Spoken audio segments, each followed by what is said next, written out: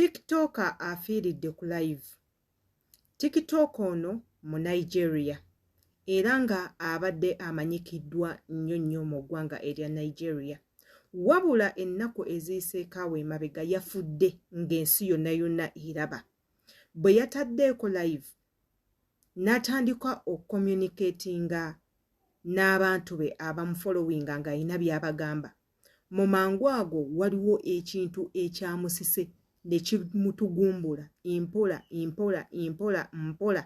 we yaweddemu omukka ng'abantu balaba. Era waayiseewo seconds ntono nnyo ne bamubika nti afudde.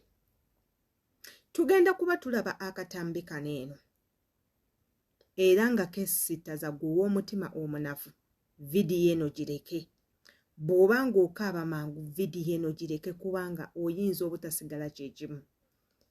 Naye ate katusabe Mukama nti vidiyo eno ereme kukwatibwa bannamateeka abafuga omukutu gwaffe guno. Yenze Sheila Adita, subscribinga ku YouTube channel yange. Kwata ku kigambo subscribe, okwate ku notification bell nga buli vidiyo yonna gye nteekayo ekutuukako bulungi. Amawulire agaleero gannaku. Wandibanga omuntu gwe tubika tomumanyi, naye ate munnange olunaku olujja oba ennaku ezijjayo maaso tuyinza oleeta omuntu ng'omumanyi. Oyinza okuba ng'obadde omulaba ku internet, oyinza okuba nga vidiyo zo ziraba zikunyumira, oba nga ggwe tebikukwatako, naye ebintu ebituuka mu bulamu bw'abantu be tutamanyi bimanyi n'otuuka mu abo mu bulamu bwabo be tumanyi. Tugendagendako mu katambi kaneeno ate era tubeere nga tukomawo ne updates endala mutwekuumireko tukomawo.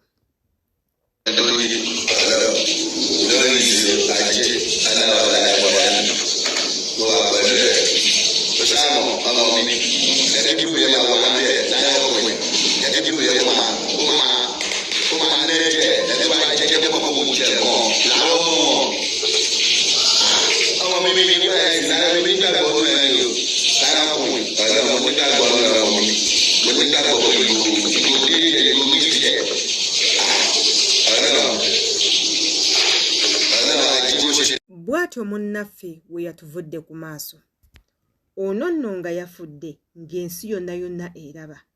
Mu ekyo nga tebalina muntu yenna gwe bagenda kwekwasa nti yali emabega w'okufa kwe. Olw'ensonga bwe yabadde ku live abantu babadde balaba ki ekigenda mu maaso. Era nga bw'oba otunuulidde live ye n'engeri gye yalikodingiddwamu, obwedda abantu mu comment section bamubuuza kiki naye nga ye yeewulira nti bannange obulamu takola ki tayina. Era kambatwaleko emabega mu mwaka nga gumu nabaleeterako vidiyo eyeefaananyiriza bweti ey'entiisa. Mwana muwala we yali ku Facebook live bw'atyo n'afa. Ng'ali ku Facebook live eno ali mu pool awuga, lunaku lwe lwa birthday ali mu kusanyuka, ekimbe ne kimutugumbula n'agwa n'afiirawo n'akalirawo ng'ensi yonna eraba.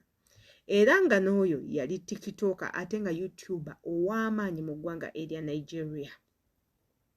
Era nenziramu ne mbakolerayo story ey'omwana omuwala eyali ku live. Ono nno nga muganzi we yamuttira ku live ng'ensi yonna eraba. Bwe yamukuba amasasi n'amuttirawo ng'abantu bonna balaba. Era ne mbaleetera live endala ey'omulenzi oba omuvubuka Omumerika eyali ayitibwa Anonymous. Anonymous yali serebu nnyo mu ggwanga erya Amerika nga muvubuka muto. Yafunamu awo challenges mu bulamu. Bw'atyo naye ne yeetugira ku live eya TikTok n'afiirawo.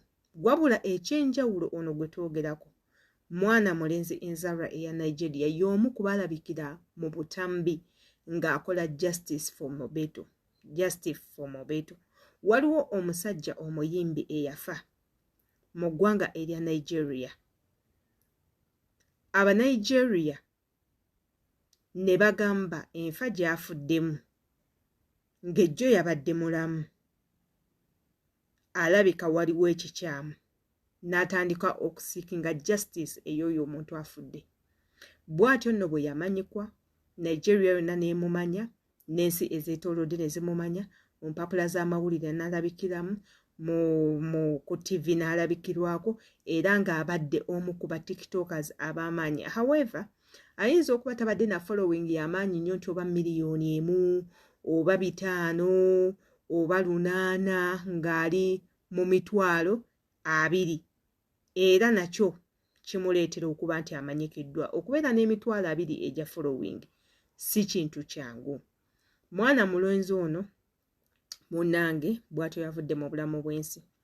Abamu nga bagamba mu ggwanga erya Nigeria ayinza okuba nga yaweereddwa obutwa, abalala nga bagamba si butwa wabula ayinza okuba nga bamuwonzeeyo mu bintu byabwe ebyo bye basinza.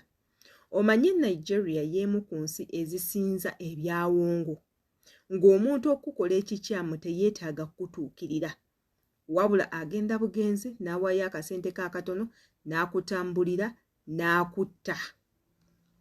Wabula abalala nga bagamba nti nno abadde n'ekimbe ekimukuba oba kyoyita ensimbu, nga bagamba ekimbe ekyo kizze nga kimutawaanya ebbanga era kibadde kimanye okumukuba.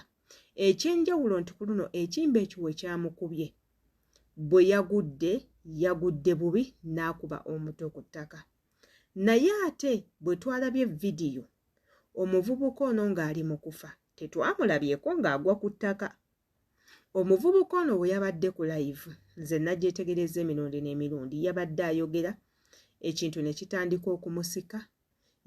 Yabadde ayogera n'amala n'asirika, n'abanga omuntu awunze, n'atandika okuba ekintu nga kimusika paka n'akutama ku mmeeza, omutwe gwagenze straight mpaka ku mmeeza. Kati awo tetumanyi yavudde ku mmeeza n'agwa oba kiki. Naye ate nga byonna biriwo ebityo, okufa tteeka, tetusobola kukudduka, tuli mu kusasulira emisango ffe gye tutazza.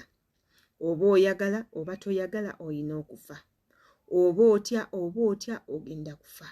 Abo abafudde ne baleka obulumi ku mitima gyaffe baba batusooseyo busoosi, nti leero ayinza okuba ye enkeera n'abeera ggwe. Buli omu Katonda yamutegekera ekkubo lye mwagenda okukomekerereza obulamu bwe.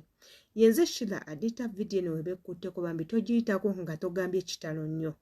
Tomanya, mbaagala nnyo, twesange mu comment section.